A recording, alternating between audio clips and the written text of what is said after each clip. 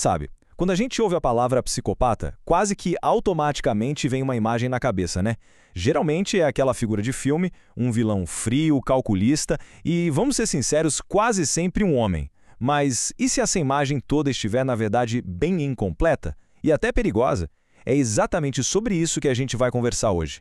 Vamos mergulhar nesse lado mais oculto da psicopatia, aquele que a cultura pop quase nunca mostra. Pois é. Essa percepção, que é super comum, ela vem muito dos filmes, das séries. E o problema é que ela não é só incompleta. Ela praticamente ignora como a psicopatia pode aparecer nas mulheres. E isso cria um ponto cego gigantesco, sabe? Um ponto cego que atrapalha tudo, desde o diagnóstico de um profissional até a nossa própria segurança no dia a dia. Então, a grande questão que fica é, se a nossa régua para medir isso é o vilão de cinema, o que será que a gente está deixando passar, o que a gente não está vendo? É essa pergunta que vai guiar a gente aqui, para ir além do óbvio, além do estereótipo e entrar num cenário bem mais complexo. Bom, para entender a psicopatia de verdade, o primeiro passo é esquecer um pouco Hollywood e ir para dentro da clínica. Porque uma avaliação profissional não é baseada em achismo, né? Ela usa ferramentas e critérios muito bem definidos. E a principal ferramenta para isso, a mais conhecida no mundo todo, é a Escala de Psicopatia de Hare, ou PCLR. Pensa nela como um mapa bem detalhado da personalidade.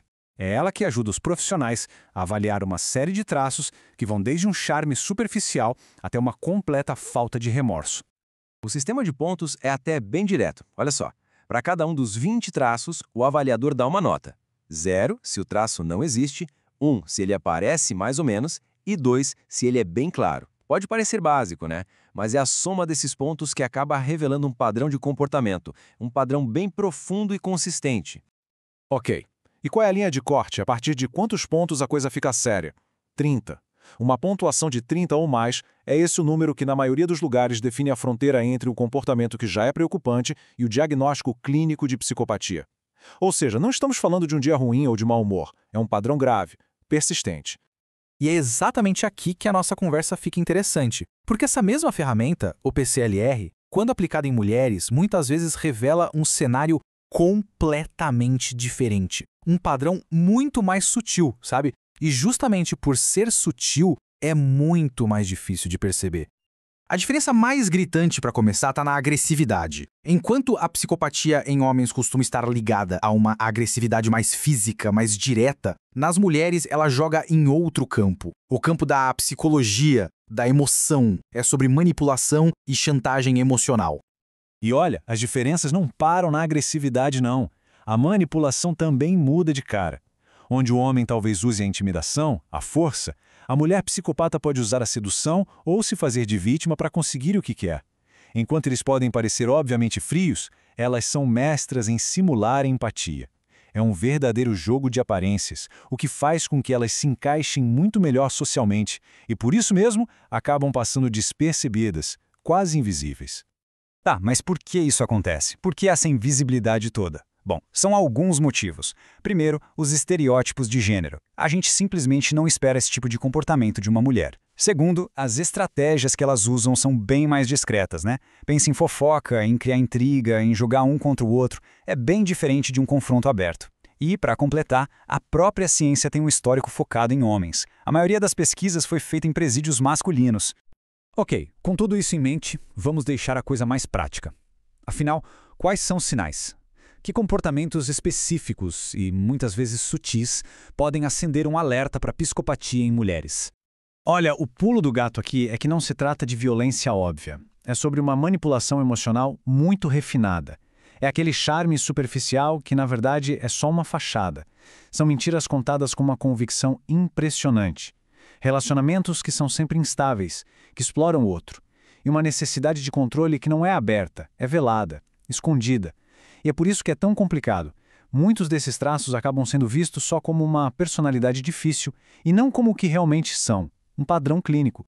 Agora, só um parêntese técnico, mas que é super importante. A psicopatia não é um diagnóstico que se encontra com esse nome no principal manual de saúde mental, o DSM-5. Na verdade, ela é estudada como parte de um grupo maior, a categoria dos transtornos de personalidade. A ligação mais direta que existe é com o transtorno da personalidade antissocial. mas vários traços se misturam com outros transtornos, como o narcisista, o borderline e o histriônico. Aí alguém pode perguntar, tá, mas o que diferencia a psicopatia então? É a combinação de uma frieza emocional muito profunda com uma habilidade calculista de manipular tudo e todos sem sentir absolutamente nada, sem culpa, sem remorso. Bom, e tudo isso nos leva à pergunta final, e talvez a mais crucial de todas. Tem o que fazer? Existe tratamento? É possível manejar a psicopatia de alguma forma?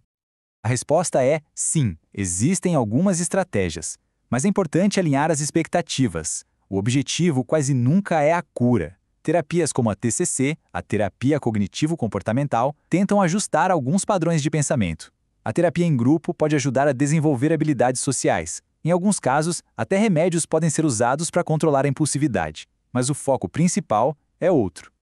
Essa frase diz tudo. Ela resume bem a realidade, principalmente quando a gente fala do sistema de justiça. O foco não é tanto reabilitar a pessoa, mas sim gerenciar os riscos. É tentar diminuir o estrago que essa pessoa pode causar tanto para os outros quanto para si mesma. É uma abordagem bem pragmática.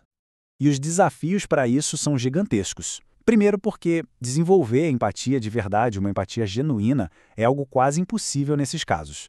E além disso, o tratamento só tem alguma chance de funcionar se a própria pessoa admitir que tem um problema e quiser mudar. E vamos combinar, na psicopatia isso é extremamente raro de acontecer. E para a gente fechar, fica uma reflexão. Depois de tudo isso, a gente é meio que forçado a repensar o que a gente considera perigoso, né? Será que o nosso foco total naquele criminoso violento, aquele de cinema, não está fazendo a gente ignorar um outro tipo de dano? Um dano muito mais sutil, silencioso e que talvez esteja muito mais espalhado por aí do que a gente imagina?